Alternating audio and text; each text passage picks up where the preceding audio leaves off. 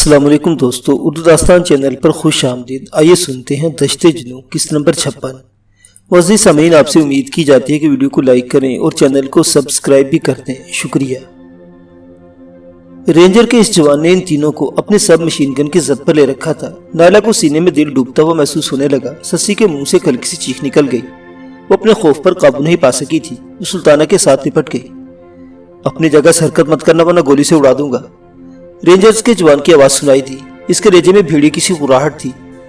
نائلہ کو یہ اندازہ لگانے میں دشواری پیش نہیں آئی کہ اگر ان میں سے کسی اپنی جگہ سے معمولی سی حرکت کی تو رینجر کا وہ جوان واقعی نے چھلنی کر ڈالے گا۔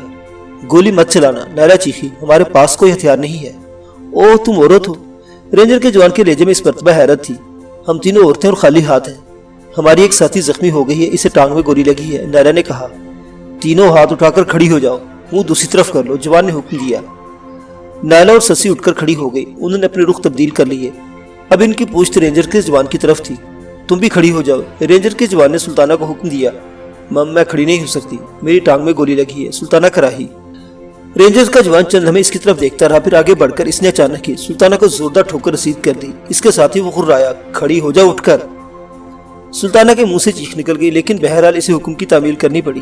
وہ بھی نائلہ اور سسی کی طرح ہاتھ اٹھا کر کھڑی ہو گئی۔ رینجر کا جوان محتاط انداز میں آگے بڑھا۔ اس نے سب مشین گن بائیں ہاتھ میں پکڑ لی اور سلطانہ کے پشت پر پہنچ کر دائیں ہاتھ سے اس کے جسم تھپتھپانے لگا۔ اس کی نیت میں کوئی فتور نہیں تھا۔ ماضی میں عورتوں کے حوالے سے بھی کچھ ایسے تجربات ہو چکے تھے جن سے اس نے بہت کچھ سیکھا تھا۔ اس وقت بھی وہ انہیں عورتیں سمجھ کر نظر انداز نہیں کرنا چاہتا تھا۔ وہ صرف یہ دیکھنا چاہتا تھا کہ ان عورتوں میں سے کسی کے پاس پستول، ریوالور یا کوئی ہتھیار تو نہیں۔ سلطانہ کو چیک کرنے کے بعد اسے جیسے ہی سسی کے جسم کو تھپتھپایا بھڑک اٹھی۔ میرے کو ہاتھ نہ لگاؤ خبیث، وہ چیخی۔ اپنی جگہ پر آرام سے کھڑی رہو، جوان غرایا۔ سسی آرام سے کھڑی رہو، ہمارے پاس کچھ نہیں ہے، لیکن اسے بھی اپنی تسلی کر لینے دو، نائلہ نے کہا۔ سسی خاموش ہو گئی۔ رینجرز کے جوان نے سسی کے جسم کو اوپر سے نیچے تھپتھپا کر اپنا اطمینان کیا، پھر نائلہ کی طرف آ گیا۔ وہ دائیں ہاتھ سے نائلہ کا جسم تھپتھپا رہا تھا اور بائیں ہاتھ میں پکڑی رائفل کی نال نائلہ کے بائیں پہلو کو چھو رہی تھی۔ جوان کا دائیں ہاتھ نائلہ کے جسم کو ٹٹول رہا تھا۔ نائلہ نے اچانک ہی دونوں ہاتھ نیچے گرا دیے۔ اس کا بائیں ہاتھ رائفل کی نال پر پڑا، رائفل پر گرج ماتی سے زوردار جھٹکا دیا اور تیزی سے نیچے جھک گئی۔ رینجرز کے جوان کو نائلہ کے اس اقدام کی قطعی توقع نہیں تھی۔ وہ لڑکھڑا کر نائلہ کے اوپر سے کلابازی کھاتا ہوا پشت کے بل گرا۔ رائفل اس کے ہاتھ سے چھوٹ گئی تھی۔ نائلہ نے بڑی پھرتی سے رائفل پر قبضہ جما لیا۔ اس نے اٹھنے میں بھی دیر نہیں لگائی تھی۔ وہ رینجرز کے جوان کو رائفل کی زد پر لیتے ہوئے غرائی۔ اب تم اپنی جگہ سے حرکت نہیں کرو گے، ہاتھ اوپر اٹھا لو۔ رینجر کے جوان نے ہاتھ سر سے اوپر اٹھا لیے۔ تمہارا خیال ہے کہ تم فوج کا گھیرا توڑ کر بھاگنے میں کامیاب ہو سکو گی؟ رینجر کے جوان نے کہا۔ فائرنگ کی آواز سن رہی ہو، تمہارے ساتھیوں میں سے کوئی بھی بچ کر نہیں جا سکے گا۔ بہتر ہوگا کہ رائفل پھینک دو، اپنے آپ کو ہمارے حوالے کر دو۔ اپنے آپ کو تمہارے حوالے ضرور کریں گے، لیکن پہلے ہمارے ساتھ چلو، اس طرف۔ نائلہ نے چٹانوں کی طرف اشارہ کیا۔ دائیں طرف کا علاقہ فائرنگ کی آوازوں سے گونج رہا تھا۔ رینجر اور جے سنگھ کے آدمیوں میں زبردست مقابلہ ہو رہا تھا۔ چٹانیں فائرنگ کی آوازوں سے گونج رہی تھی۔ رینجرز کا وہ جوان ہاتھ اٹھا ان کے آگے آگے چٹانوں میں چل رہا تھا۔ نائلہ نے اسے رائفل کی زد پر لے رکھا تھا۔ دوسری طرف فائرنگ اب بھی ہو رہی تھی۔ تقریباً 100 گز کا فاصلہ طے کرنے کے بعد نائلہ نے اپنے قیدی کو رکنے کا حکم دیا۔ سلطانہ کو چلنے میں خاصی دشواری پیش آ رہی تھی۔ تم لوگوں کی گاڑیاں کہاں ہیں؟ نائلہ نے رینجرز کے جوان سے پوچھا۔ ان چٹانوں کے پیچھے، جوان نے ایک طرف اشارہ کیا۔ لیکن اگر تم ہماری کسی گاڑی پر فرار ہونا چاہتی ہو تو یہ تمہاری خوش فہمی ہے۔ میں ایک بار پھر مشورہ دوں گا، اپنے آپ کو ہمارے حوالے کر دو۔ اگر ہم کسی غیر قانونی دھندے میں ملوث ہوتی تو اپنے آپ کو تمہارے حوالے ضرور کر دیتی، نائلہ نے جواب دیا۔ ہم جس مشن پر ہیں وہ زیادہ اہم ہے۔ میں یہ بھی جانتی ہوں کہ گرفتاری کے چند گھنٹوں بعد ہمیں رہائی مل جائے گی، مگر یہ چند گھنٹے بھی ہمارے لیے بہت اہم ہے۔ ہمارا ان اسمگلر سے کوئی تعلق نہیں، ان کے ساتھ تو ہم صرف سرحد پار کرنے آئی تھی۔ یہ ہم پر ان کا بہت بڑا احسان ہے۔ اگر اب انہیں کوئی نقصان پہنچتا ہے تو مجھے افسوس بھی ہوگا، لیکن ان کے جرم کی سزا ملنی چاہیے۔ چلو اپنی گاڑیوں کی طرف چلو۔ رینجرز کا نوجوان آگے چلنے لگا۔ تقریباً 100 گز آگے وہ ایک چٹان کے اوپر سے گھوم کر دوسری طرف آ گئے۔ یہاں ایک بڑا ٹرک اور ایک جیپ کھڑی تھی۔ ٹرک سے اندازہ لگایا جا سکتا تھا کہ رینجرز کے جوانوں کی تعداد کیا ہوگی۔ چلو جیپ پر بیٹھو، تم ڈرائیو کرو گے، نائلہ نے کہا۔ مجھے ڈرائیونگ نہیں آتی، رینجرز کے جوان نے جواب دیا۔ چلو بیٹھو اسٹیئرنگ کے سامنے، نائلہ کے الگ سے غراہٹ سے نکلی۔ رینجرز کا جوان خاموشی سے جیپ پر بیٹھ گیا۔ نائلہ اور سسی نے سلطانہ کو سہارا دے کر جیپ میں بٹھایا اور خود بھی سوار ہو گئی۔ نائلہ ڈرائیور کی پیچھے والی سیٹ پر بیٹھی تھی۔ رائفل کی نال اس نے رینجر کی جوان کی گردن سے لگا دی تھی۔ سٹارٹ کرو گاڑی، نائلہ نے رائفل اس کی گردن پر دباؤ ڈالا۔ فائرنگ کے شور میں کان پڑی آواز سنائی نہیں دے رہی تھی۔ رینجر کے جوان نے انجن سٹارٹ کر دیا۔ نائلہ کو یقین تھا کہ وہ فائرنگ کے شور میں انجن کی آواز دور تک نہیں سنی گئی ہوگی۔ کوالا یہاں سے کتنی دور ہے؟ نائلہ نے پوچھا۔ 2 کوس ہوگا، رینجر کے جوان نے جواب دیا۔ چلو جیپ آگے بڑھاؤ، نائلہ نے تحکمانہ لہجے میں کہا۔ جیپ حرکت میں آ گئی۔ فائرنگ کی آوازیں بتدریج دور ہوتی چلی گئی۔ کوالا نامی بستی تک پہنچنے میں زیادہ دیر نہیں لگی، لیکن نائلہ نے ڈرائیور کو رکنے نہیں دیا۔ بستی میں داخل ہونے کی ضرورت نہیں، باہر سے ہوتے ہوئے نگر پارکر کی طرف چلو۔ جیپ میں اتنا پیٹرول نہیں ہے، ڈرائیور نے جواب دیا۔ میں ڈائل دیکھ رہی ہوں، نائلہ نے جواب دیا۔ جیپ میں اتنا تیل موجود ہے جس سے کم از کم 100 میل کا فاصلہ طے کیا جا سکتا ہے۔ ڈرائیور کے منہ سے بے اختیار گہرا سانس نکل گیا، اس نے جیپ کی رفتار بڑھا دی۔ بستی پیچھے رہ گئی تھی، اب جیپ نگر پارکر کی طرف دوڑی جا رہی تھی۔ چند میل کا فاصلہ طے ہونے کے بعد نائلہ نے ڈرائیور کو جیپ روکنے کا حکم دیا۔ رینجر کے جوان نے بلا چوچرا حکم کی تعمیل کرتے ہوئے جیپ روک دی۔ وہ اس وقت کرونجر ہلز کے سلسلہ کوہ میں تھے۔ چاروں طرف ٹیلوں نما چھوٹی چھوٹی پہاڑیاں تھیں۔ ان پہاڑیوں میں دور دور تک کسی آبادی کا نام و نشان نہیں تھا۔ ڈرائیور کو حیرت تھی کہ انہوں نے جیپ یہاں کیوں رکوائی ہے، نیچے اترو۔ نائلہ نے ڈرائیور کو حکم دیا۔ کیا مطلب؟ ڈرائیور چونک گیا۔ میں نے کوئی اجنبی زبان نہیں بولی، نیچے اتر جاؤ، نائلہ نے کہا۔ رینجرز کا جوان انجن چلتا چھوڑ کر خاموشی سے نیچے اتر گیا۔ یہاں سے واپس دوڑنا شروع کر دو، 2-3 گھنٹوں میں تم کوالا پہنچ جاؤ گے۔ اپنے آفیسر کو بتا دینا، یہ جیپ تم لوگوں کو عمر کوٹ میں مل جائے گی۔ چلو اب دوڑنا شروع کر دو۔ نائلہ نے رائفل سے اشارہ کیا۔ میں؟ رینجرز کا جوان ہکلایا۔ اس علاقے میں خونخوار بھیڑیے بھی ہوتے ہیں، وہ مجھے بھیڑیے تمہیں کچھ نہیں کہیں گے۔ نائلہ نے اس کی بات کاٹ دی۔ چلو اب دوڑنا شروع کر دو ورنہ میں گولی چلا دوں گی۔ رینجرز کا جوان چند لمحے ان کی طرف دیکھتا رہا، پھر الٹے قدموں پیچھے ہٹنے لگا۔ تم لوگ بچ کر نہیں جا سکو گے، وائرلیس پر اطلاع دے کر پورے علاقے کی ناکہ بندی کر دی جائے گی، اور پکڑے جانے کے بعد تمہارا جو حشر ہوگا تم اس کا اندازہ بھی نہیں لگا سکتی۔ ہمیں اپنے انجام کی کوئی پرواہ نہیں، تم اپنی خیر مناؤ۔ میں 3 تک گنوں گی، اس کے بعد گولی چلا دوں گی، نائلہ نے کہا اور گنتی شروع کر دی۔ اس نے 2 کہا تھا کہ رینجر کے جوان نے پیچھے مڑ کر دوڑ لگا دی۔ نائلہ نے رائفل سسی کو تھما دی اور خود سٹیئرنگ کے سامنے بیٹھ گئی۔ اسے سٹیئرنگ سنبھالا اور دوسری لمحہ جیپ تیز رفتاری سے دوڑنے لگی۔ نائلہ نے رینجر کے جوان کو بتایا تھا کہ انہیں جیپ عمر کوٹ میں مل جائے گی، لیکن عمر کوٹ کی طرف جانے کا نائلہ کا کوئی ارادہ نہیں تھا۔ چند میل کا فاصلہ طے کرنے کے بعد وہ نگر پارکر پہنچ گئی۔ شہر نیند کے آغوش میں تھا۔ 2-3 کتے بھونکتے ہوئے جیپ کے پیچھے لگ گئے۔ بازار کے اختتام پر ایک آدمی کو لاٹھی لیے کھڑے دیکھ کر نائلہ نے اس کے قریب جیپ روک دی۔ یہ بازار کا چوکیدار تھا، اس کی عمر 60-70 کے لگ بھگ ہوگی۔ اسے دیکھ کر نائلہ بڑی مشکل سے اپنی ہنسی ضبط کر سکی۔ یہ تو خود لبے گور کھڑا ہے، چوکیداری کیا کرتا ہوگا؟ سسی سے پوچھو کہ عمر کوٹ کا راستہ کس طرف ہے، نائلہ نے مدھم لہجے میں کہا۔ سسی جیپ پر بیٹھے بیٹھے اس بڑے چوکیدار کی طرف جھک گئی۔ ابا سائیں، وہ اسے مخاطب کرتے ہوئے تھری زبان میں بولی، عمر کوٹ جانے کا راستہ کس طرف ہے؟ بوڑھا چند لمحے حیرت سے ان کی طرف دیکھتا رہا۔ وہ تینوں لڑکیاں تھیں۔ انہوں نے راجستھانی لباس پہن رکھے تھے، لیکن چنری کسی کے سر پر نہیں تھی۔ تم لوگ کون ہو، کہاں سے آئی ہو؟ بوڑھے نے پوچھا۔ تم ہماری بات کا جواب دو، عمر کوٹ جانے کا راستہ کس طرف ہے؟ سسی نے کہا۔ شہر سے نکل کر سیدھی چلی جانا، وہی سڑک ویراوا سے ہوتی ہوئی چاچڑو اور عمر کوٹ کی طرف جاتی ہے۔ شہر سے نکل کر الٹے ہاتھ کو مت چلی جانا، ادھر سے مٹھی کو راستہ جاتا ہے۔ مگر تم لوگ، شکریہ ابا صاحب۔ نائلہ نے اس کی بات کاٹ دی اور جیپ آگے بڑھا دی۔ بوڑھا چوکیدار اپنی جگہ پر کھڑا حیرت بھری نظروں سے جیپ کو جاتے ہوئے دیکھتا رہا۔ شہر سے نکلتے ہی نائلہ نے جیپ کا رخ بائیں طرف والی سڑک پر موڑ دیا۔ کچی سڑک پر جیپ کو اچھے خاصے جھٹکے لگ رہے تھے۔ ان جھٹکوں کی وجہ سے سلطانہ کو تکلیف ہو رہی تھی۔ سنہار تک کچی سڑک تھی، سے آگے اسلام کوٹ تک پکی سڑک۔ جب وہ اسلام کوٹ کی نواح میں پہنچی تو رات کی تاریکی رخصت ہونے لگی تھی۔ اسلام کوٹ سے ایک پکی سڑک مٹھی کی طرف چلی گئی، لیکن نائلہ نے جیپ کا رخ ایک کچی سڑک پر موڑ دیا، کیونکہ اس کا خیال تھا کہ کچے راستوں پر وہ زیادہ دور تک محفوظ رہے گی۔ حالانکہ اسے بالکل اندازہ نہیں تھا کہ یہ سڑک انہیں کہاں لے جائے گی۔ وہ تو زیادہ سے زیادہ دور نکل جانا چاہتی تھی اور اس جیپ سے پیچھے چھڑانا چاہتی تھی۔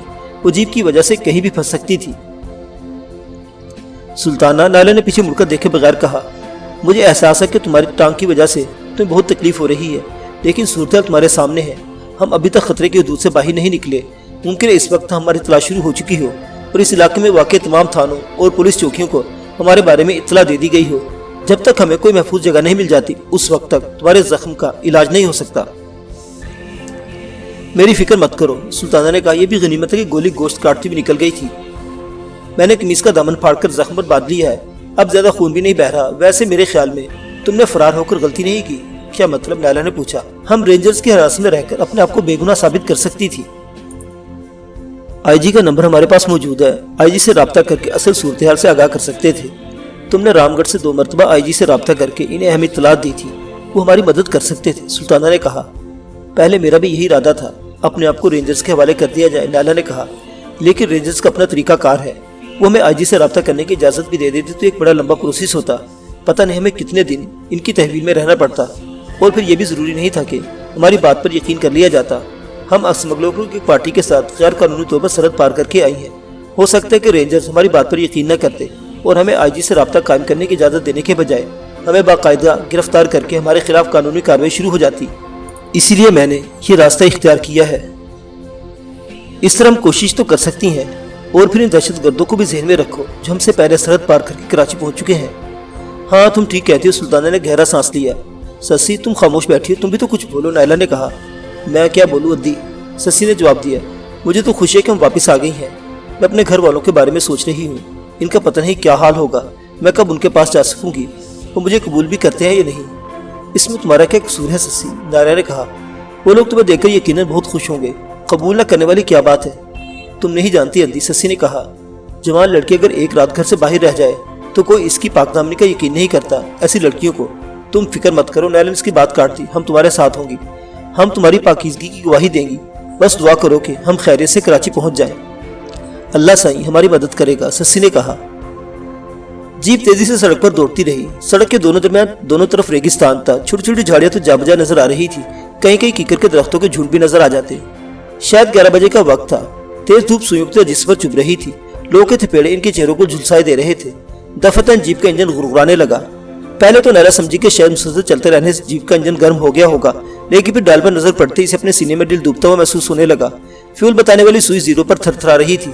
نائلہ نے ریزرو لگا دیا، چند میل کا فاصلہ اور طے ہو گیا۔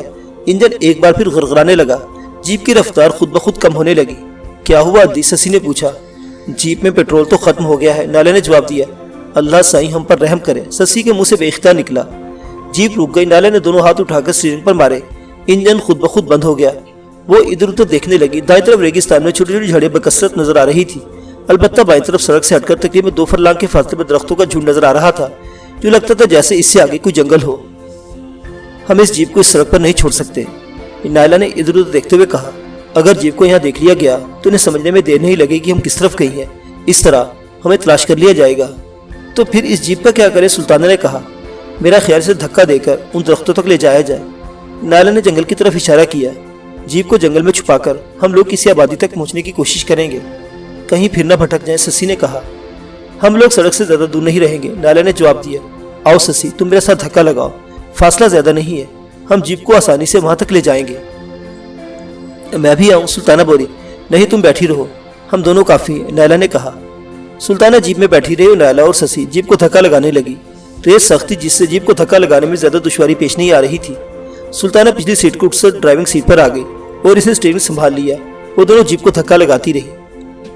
نائلہ کا خیال تھا کہ وہ جیپ کو آسانی سے دھکا لگا کر لے جائیں گی، لیکن بھاری جیپ کو دھکیلنے میں ایڑی چوٹی کا زور لگانا پڑ رہا تھا۔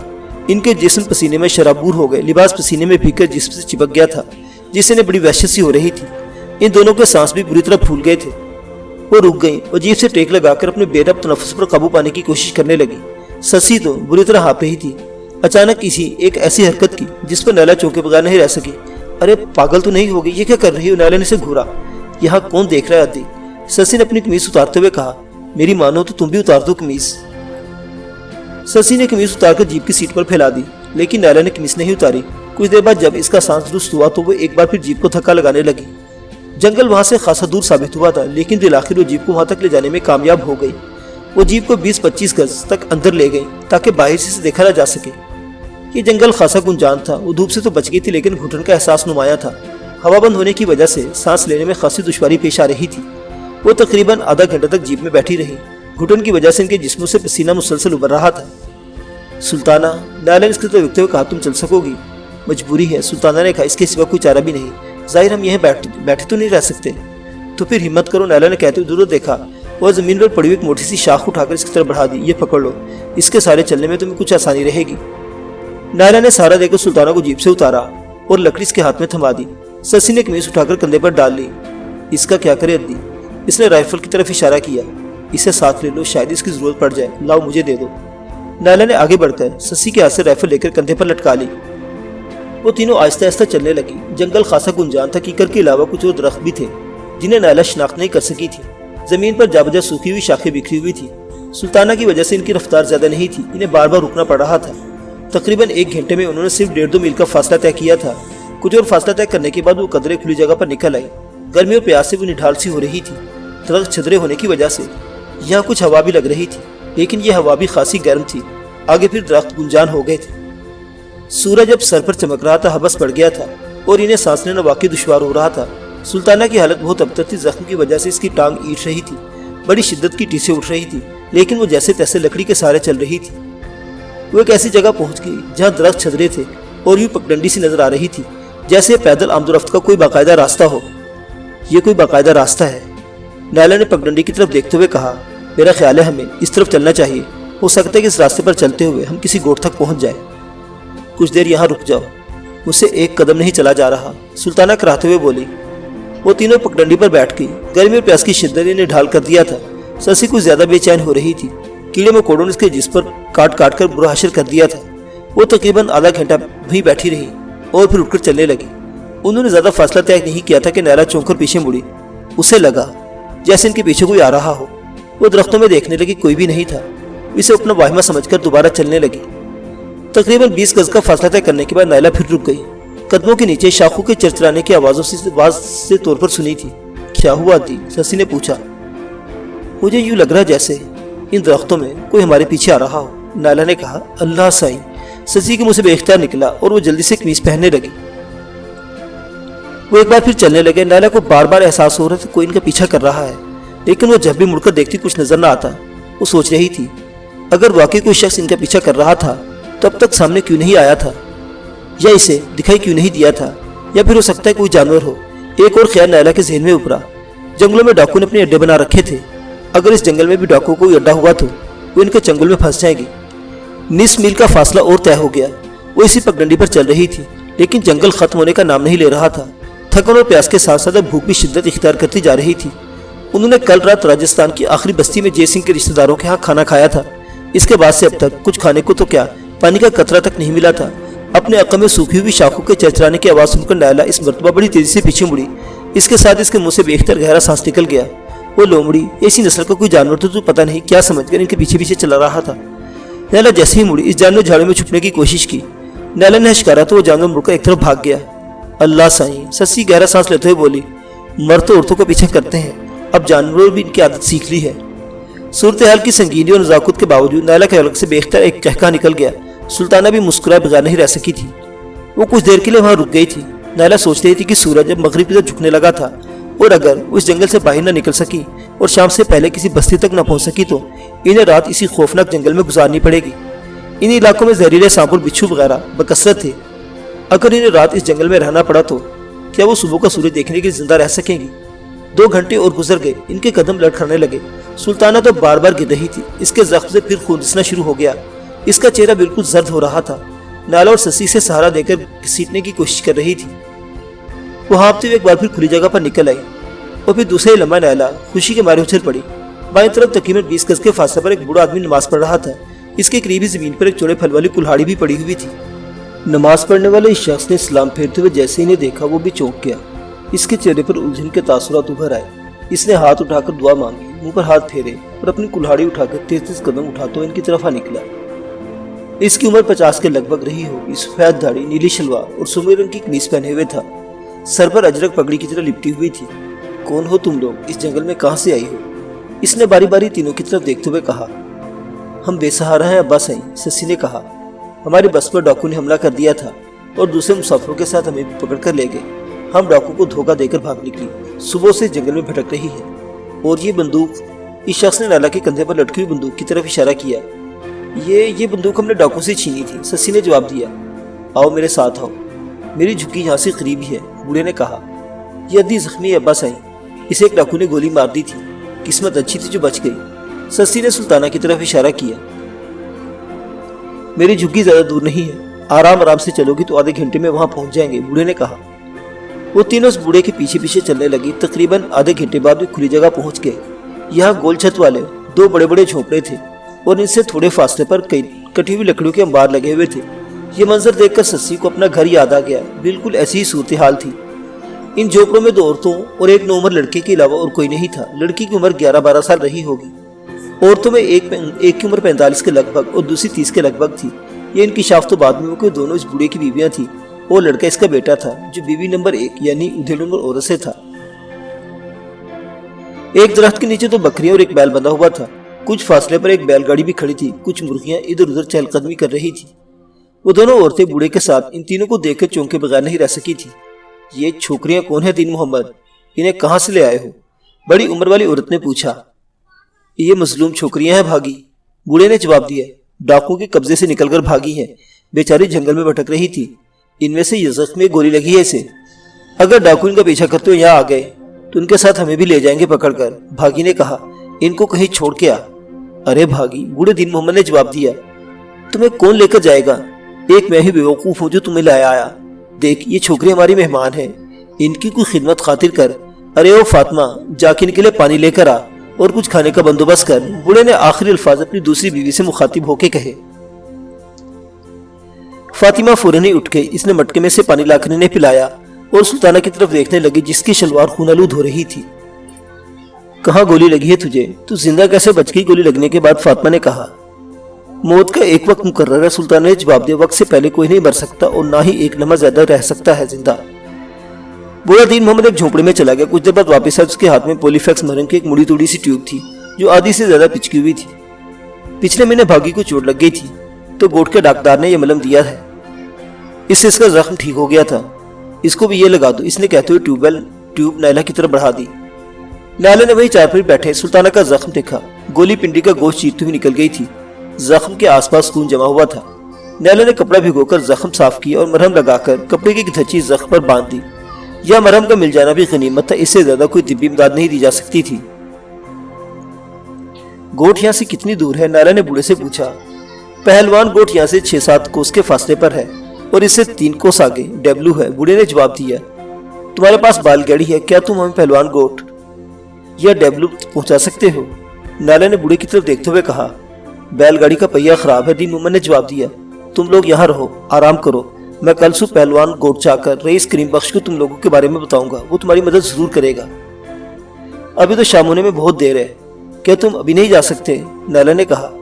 بوڑھے نے سر اٹھا کر آسمان کی طرف دیکھا، پھر گہرا سانس لیتے ہوئے بولا، ٹھیک ہے میں چلا جاتا ہوں، تم لوگ یہاں آرام کرو، فاطمہ بھی تم لوگوں کو مانی دیتی ہے، گھبرانا نہیں، اللہ سائیں بھلا کرے گا۔ فاطمہ ایک جھونپڑے کے دروازے کے ساتھ بیٹھ کر آٹا گوندنے لگی، بھاگی چارپائی پر بیٹھی رہی، اس نے اپنی جگہ سے اٹھنے کی ضرورت بھی نہیں سمجھی تھی، وہ بڑی ناگوار نسی نظروں سے ان تینوں کو دیکھ رہی تھی۔ اسے شاید یہ خطرہ لاحق ہو گیا تھا کہ اس کا شوہر دین محمد ان میں سے کسی کو تیسری شادی کے لیے منتخب نہ کر لے۔ تھوڑی دیر بعد دین محمد پہلوان گوٹ جانے کے لیے تیار ہوا، اس نے اجرک سر پر پگڑی کی طرح لپیٹی اور کلہاڑی اٹھا لی، پھر فاطمہ کو کچھ ہدایات دینے لگا۔ روانہ ہونے سے پہلے وہ تینوں کے پاس آ گیا۔ میں جا رہا ہوں، ہو سکتا ہے واپس آنے میں دیر ہو جائے، گھبرانا مت۔ ایک بات ہے ابا سائیں، سسی نے بوڑھے کی طرف دیکھتے مدھم لہجے میں کہا، گوٹ میں کسی کو ہمارے بارے میں مت بتانا، صرف رئیس سے بات کرنا۔ یہ میں اس لیے کہہ رہا ہوں کہ ہو سکتا ہے کہ وہ ڈاکو میں تلاش کرتے پھر رہے ہوں، میں کسی کو نہیں بتاؤں گا، رئیس کریم بخش بہت اچھا آدمی ہے، وہ تم لوگوں کی مدد ضرور کرے گا۔ اچھا میں جاتا ہوں، بوڑھا چلا گیا۔ فاطمہ آٹا گوندنے کے بعد چولہے میں آگ جلانے لگی، پھر اس نے توا چولہے پر رکھ دیا۔ تقریباً آدھے گھنٹے بعد وہ روٹی اور انڈے کا آملیٹ بنا کر لے آئی۔ یہ تینوں ایک ہی چارپائی پر بیٹھی ہوئی تھی، انہوں نے کھانا اپنے بیچ میں رکھ لیا اور ندیدوں کی طرح کھانے لگی۔ فاطمہ بھی ان کے قریبی زمین پر بیٹھ گئی تھی، بھاگی اپنی چارپائی پر بیٹھی خوخار نظروں سے ان کی طرف دیکھ رہی تھی، وہ بڑی بدمزاج عورت ثابت ہوئی تھی۔ پیٹ بھرنے کے بعد ان کی جان میں جان آئی اور اب تھکن بھی اپنا اثر دکھانے لگی۔ جس جگہ وہ چارپائی پر بیٹھی ہوئی تھی وہاں درختوں کا سایہ بہت گھنیرا تھا، ہوا بھی کسی قدر ٹھنڈی محسوس ہو رہی تھی، نائلہ پر غنودگی سی طاری ہونے لگی۔ وہ چارپائی پر آڑی ترچھی لیٹ گئی، سلطانہ اس کے ساتھ لیٹی ہوئی تھی اور سسی چارپائی سے اتر کر فاطمہ کے قریب زمین پر آلتی پالتی مار کر بیٹھ گئی اور اس سے باتیں کرنے لگی۔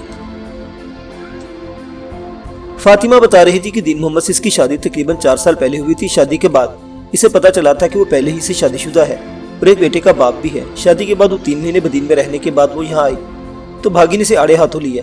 پہلے تو بھاگی بات بات پر اس سے لڑتی رہتی تھی، لیکن اب شاید اسے صبر آ گیا تھا۔ دین محمد نے جنگل کی کٹائی کا ٹھیکہ لے رکھا تھا، وہ سب مل کر لکڑیاں کاٹتے رہتے، جب انبار لگ جاتے تو وہ لکڑیاں بیل گاڑی پر لاد کر پہلوان گوٹ پہنچا دیتا، جہاں سے ٹرک کے ذریعے بدین کا بیوپاری اٹھا لے جاتا۔ فاطمہ بدین کی رہنے والی تھی، اس کے ماں باپ وہیں تھے، باپ ایک ہندو سیٹ کے پاس ملازم تھا۔ فاطمہ کے کہنے کے مطابق اس کے دادا کی تھوڑی بہت ذمہ داری بھی تھی، لیکن دادا کے انتقال کے بعد انکشاف ہو اس کی زمین ایک ہندو سیٹ کے پاس گروی تھی۔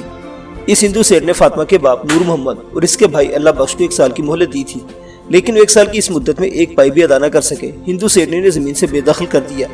मकान एक और हिंदू सेठ के पास गिरवी पड़ा हुआ था। इनकी एक दुकान भी थी जिसका मामूली सा किराया मिलता था। उन्होंने दुकान बेचकर मकान का कर्जा अदा किया। अद्दी, तुम जानती हो ये हिंदू सेठ कैसे होते हैं? इनका कर्जा तो सूद दर सूद कई नस्लों तक चलता है। इंसान मरते रहते मगर इनका कर्जा खत्म नहीं होता।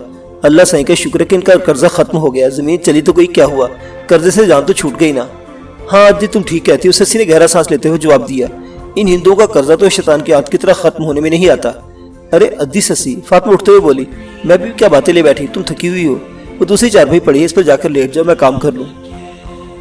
सस्सी चारपाई पर लेट गई। कुछ देर बाद वो भी ऊँघने लगी। नाला बाकायदा खराटे ले रही थी। वो रात भर की जागी हुई थी और फिर शिद्दत की गर्मी में दिन भर की भागदौड़ ने सबको बुरी तरह थका दिया था। और इस वक्त वो तीनों दुनिया व माफिया से गाफिल होकर सो रही थी। फातिमा, भागी ने फातिमा के करीब बैठते हुए सरगोशी की। ये छोकरियां मुझे तो कुछ गड़बड़ लगती हैं। तुम्हें तो हर एक पर शक करने की आदत है, फातिमा ने कहा। इनमें गड़बड़ वाली क्या बात नजर आती है तुम्हें? इन्होंने कपड़े तो थरियों जैसे पहन रखे हैं, मगर ये छोकरियां थरी नहीं है। सिर्फ एक छोकरी जो उनसे बातें कर रही थी सिंधी जुबान जानती है और इन दोनों को तो सिंधी बोलनी भी नहीं आती। और ये देखो, ये तीनों है कितनी सुंदर, इनके हाथ कितने मुलायम है। थर में रहने वाली किसी छोकरी के हाथ इतने मुलायम नहीं हो सकते। हमारे हाथ देखो ना, काम करते करते छाले पड़ जाते हैं। किसी अच्छे घर की होंगी, काम को नौकर चाकर होंगे, फातिमा ने कहा। मेरा दिल नहीं मानता फातिमा, भागी ने कहा। इनके पास बंदूक भी है। ये बोलते हैं कि डाकू के कब्जे से निकलकर भागी हैं। डाकू इतने कमजोर तो नहीं होते कि ऐसी खूबसूरत छोकरी इनसे भाग निकले। तो तुम्हारे ख्याल में कौन हो सकती है? फातिमा ने इसे घूरा। तुम्हें याद है 6 महीने पहले पहलवान गोड से एक आदमी और 2 छोकरियां पकड़ी गई थी। वो राजस्थान से आई थी। दीन मोहम्मद बता रहा था कि हिंदुस्तान की जासूस थी। तो तुम्हारे ख्याल में ये भी हिंदुस्तान की जासूस हैं? फातिमा ने कहा। मुझे तो कोई गड़बड़ लगती है अद्दी, भागी ने कहा। अच्छा, वो दीन मोहम्मद वडेरे को बताने के लिए चला गया। ये लोग यहाँ से चली जाए तो अच्छा है। मुझे तो इन छोकरियों से डर लग रहा है। इनके पास बंदूक भी बड़ी खतरनाक है। मुझे तो बिल्कुल मासूम सी लगती है अद्दी, फातिमा ने कहा। तुम्हें वहम हो गया है। नैरा को चारपाई पर कलवल लेते देखकर भागी वहां से उठकर बकरियों की तरफ चली गई। इसे अपनी तरफ आते देखकर बकरियां मिमियाने लगी। बकरियों की आवाज सुनकर नैला उठ गई। सूरज इस वक्त मगरिब की तरफ झुक रहा था। कुछ ही देर में शाम होने वाली थी। इसे अपनी चारपाई पर पहले सुल्ताना फिर दूसरी चारपाई पर ससी की तरफ देखा। वो दोनों बेखबर सो रही थी। नैला उठकर घोंची के करीब आ गई और मटके से पानी निकालकर पीने लगी। तुम्हारा घर वाला नहीं आया? इसने चूल्हे के करीब बैठी हुई फातिमा से पूछा। इसे देर हो जाएगी, आओ बैठो मेरे पास, फातिमा ने कहा। नायला इसके पास चौकी पर बैठ के चूल्हे पर मिट्टी की हंडिया में दाल पक रही थी। इसकी खुशबू बहुत अच्छी लग रही थी। एक बात बताओ अद्दी, फातिमा ने इसकी तरफ झुकते हुए सरगोशियाना लहजे में कहा। तुम लोग कौन हो, कहाँ से आई हो? तुम्हें बताया तो था, नायला ने कहा। तुम्हें शायद हमारी बात का यकीन नहीं आया। ये बात नहीं अद्दी, फातिमा ने कहा। तुम लोगों ने कपड़े तो हमारे जैसे पहने हुए हैं, मगर तुम लोग थर की रहने वाली नहीं हो। कहाँ है तुम्हारा गोट? किस शहर के रहने वाली हो? हम कराची की रहने वाली हैं, नायला ने जवाब दिया। पहली मरतबा अपने रिश्तेदार से मिलने उमरकोट गई थी। ये कपड़े हमने वहीं से लिए थे। बस फिर दूसरी जगह जा रही थी कि डाकू ने घेर लिया। बड़ी मुश्किल से जान बचाकर भागी है। तुम्हें हम पर कोई शुबा है? भागी को तो तुम लोगों पर शक है, फातिमा ने भागी की तरफ देखते हुए कहा। ये कह रही थी कि 6 महीने पहले पहलवान गोड से एक आदमी और 2 छोकरियों को पकड़ा था जो राजस्थान की सरहद पार करके आई थी। वो छोकरे हिंदुस्तान की जासूस थी अद्दी। ओह, नैला ने गर्दन घुमाकर भागी की तरफ देखा जो बकरी को दूध निकाल रही थी। लेकिन फातिमा, हम पाकिस्तानी हैं, मुहब्बे वतन हैं। हम तो पाकिस्तान की सलामती के लिए अपनी जानों की बाजी लगाए हुए हैं। तो फिर वो डाकू वाली कहानी झूठी है? फातिमा ने इसके चेहरे पर नजरें जमा दी। नैला के मुंह से बेखतर गहरा सांस निकल गया। वो धीरे धीरे में फातिमा की ज़हानत की दाद दिए बगैर नहीं रह सकी थी। देहाती औरतों को आमतौर पर जाहिल और अहमक समझा जाता है, लेकिन इनमें ज़हानत कूट कूट कर भरी होती है। यह अलग बात है कि इन्हें इस तरह दबाकर रखा जाता है कि ज़हानत के इज़हार का मौका नहीं मिलता। इन सादा लो औरतों को अपनी ज़मीन से भी बड़ी मोहब्बत थी। अपने वतन की मोहब्बत का बड़ा जज्बा था इनमें। फातिमा और भागी को यह फिक्र हो गई थी कि तीनों के हिंदुस्तानी जासूस तो नहीं। नैला के ख्याल में फातिमा पर एतमाद किया जा सकता था। तुम्हारा ख्याल दुरुस्त है फातिमा, इसने गहरा सांस लेते हुए कहा। तो फिर कौन हो तुम लोग? फातिमा ने इसे घूरा। हम पाकिस्तानी, फातिमा ने जवाब दिया। एक लंबी कहानी है, लेकिन मुख्तसरन इतना बता सकती हूँ कि हमें अगवा करके धोखे से राजस्थान पहुँचा दिया गया था। या हिंदुस्तानियों ने हमें दहशतगर्दी और तखरीबकारी की तरबियत दी। इनका ख्याल था कि हम पाकिस्तान वापस जाकर रहेंगी, बमों के धमाके करेंगे और बेगुनाह मासूम लोगों पर गोलियां बरसाएंगी।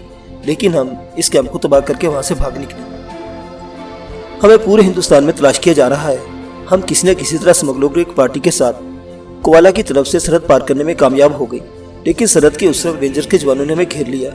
دوسرے اسمگلروں کا تو پتہ نہیں کیا حشر ہوا، لیکن ہم انہیں دھوکہ دے کر بھاگنے کے لیے یہ رائفل بھی ہم نے رینجرز کے ایک آدمی سے چھینی تھی۔ ہمارے پاس ہندوستانیوں کے کچھ راز ہیں جنہیں ہم جلد از جلد حکومت تک پہنچانا چاہتے ہیں۔ ہم اس لیے رینجرز کو دھوکہ دے کر بھاگی تھی تاکہ جلد سے جلد کراچی پہنچ سکے۔ ہمیں جنگل میں بھٹک رہے تھے کہ اتفاق سے تمہارے گھر والا مل گیا۔ فکر مت کرو ادی، فاطمہ نے کہا، رئیس کریم بخش بہت اچھا آدمی ہے، وہ تم لوگوں کو شہر پہنچا دے گا، لیکن اس کے بیٹے شاہنواز سے ذرا ہوشیار رہنا، وہ بڑا کمینہ آدمی ہے۔ سنا ہے کہ جب رئیس کریم بخش کوٹ میں نہیں ہوتا تو شاہنواز عورتوں کو حویلی میں لے آتا ہے، بڑا عیاش آدمی ہے، گوٹھوں سے عورتوں کو بھی اٹھا لاتا ہے۔ اس کی تم فکر مت کرو، ہم ایسے لوگوں سے نمٹنا خوب جانتی ہیں، نائلہ نے جواب دیا۔ اگر رئیس کریم بخش نہ ملا تو تم لوگ بدین چلی جانا، میں دین محمد سے کہوں گی وہ تم لوگوں کو ڈبلو سے بس پر بٹھا دے، بدین میں میرے بابا سے ملنا، وہ تمہاری مدد کرے گا، فاطمہ نے کہا، اور اسے بدین میں اپنے باپ کے گھر کا پتہ سمجھانے لگی۔ گھر کا پتہ نہ چلے تو سیٹھ سندر داس کی دکان تلاش کر لینا، بازار میں بہت بڑی دکان ہے اس کی۔ فاطمہ کچھ اور بھی کہنا چاہتی تھی لیکن بھاگی کو اپنی طرف آتے دیکھ کر خاموش ہو گئی۔ بھاگی نے دودھ والا برتن اس کے پاس رکھ دیا۔ یہ دیگڑی چولہے پر چلا دینا فاطمہ، میں بتی تو چلا دوں، اندھیرا ہو رہا ہے۔ بھاگی نے کہا، پھر جھوپڑے کی طرف بڑھتے بڑھتے رک گئے، نائلہ کی طرف دیکھتے ہوئے بولی، ان چھوکرے کو جگا دو، شام کے وقت اس طرح سونا اچھا نہیں ہوتا۔ نائلہ اٹھ کر سسی اور سلطانہ کو جگانے لگی۔ سلطانہ کو جگاتے ہوئے پتہ چلا کہ اسے بخار ہو رہا تھا۔ یہ بخار ٹانگ کے زخم اور تھکن کی وجہ سے ہو گیا تھا۔ فاطمہ دال پکا چکی تھی اور اب روٹیاں پکانے کی تیاری کر رہی تھی۔ بھاگی نے لالٹین جلا کر جھوپڑے کے سامنے ایک لکڑی پر ٹانگ دی۔ تقریباً آدھ گھنٹے بعد وہ سب بیٹھی روٹی کھا رہی تھی۔ 8 بجے کے لگ بھگ بہت دور کسی گاڑی کے ہیڈ لیمپس کی روشنیاں چمکتی ہوئی نظر آئیں۔ راستے کے پیچ و خم اور درختوں کی وجہ سے روشنیاں بار بار زاویہ بدل رہی تھی۔ فاطمہ، نائلہ اس کی طرف جھکتے ہوئے سرگوشی کی، ہم تینوں درختوں کی طرف جا رہی ہیں تاکہ اگر یہ ہمارے دشمن ہوئے تو ہم لوگوں کو کسی قسم کی پریشانی نہ ہو۔ اس نے رائفل اٹھا لی اور سلطانہ اور سسی کو اشارہ کیا۔ میرا خیال ہے رئیس کریم بخش کی گاڑی ہوگی، ڈرنے کی ضرورت نہیں، فاطمہ نے کہا۔ ہو سکتا ہے یہ وڈیری ہی کی گاڑی ہو، لیکن احتیاط ضروری ہے، نائلہ نے کہا۔ وہ تینوں تیز تیز قدم اٹھاتے ہوئے تقریباً 50 گز دور درختوں کے ایک جھنڈ میں گھس گئی۔ نائلہ رائفل سنبھال کر ایک درخت کے پیچھے کھڑی ہو گئی۔ تھوڑی دیر بعد گاڑی آڑے ترچھے اور ناہموار راستے پر اچھلتی ہوئی جھوپڑوں کے سامنے آ کر رک گئی۔ نائلہ گہری نظروں سے اس طرف دیکھ رہی تھی۔ چند سیکنڈ بعد ایک آدمی گاڑی سے اتر کر ہیڈ لیمپس کی روشنی میں آ گیا۔ وہ دین محمد تھا۔ آؤ، میرا خیال ہے خطرے کی کوئی بات نہیں، نائلہ نے کہا۔ وہ تینوں درختوں کے جھنڈ سے نکل کر جھوپڑوں کی طرف چلنے لگی۔ دین محمد کے ساتھ اب ایک اور آدمی بھی نظر آ رہا تھا۔ اس نے سر پر پگڑی باندھ رکھی تھی اور کندھوں پر اجرک پھیلی ہوئی تھی۔ وہ دونوں اس طرف دیکھ رہے تھے۔ شاید فاطمہ اور بھاگی نے بتا دیا تھا کہ وہ لوگ اس طرف کو گئی ہیں۔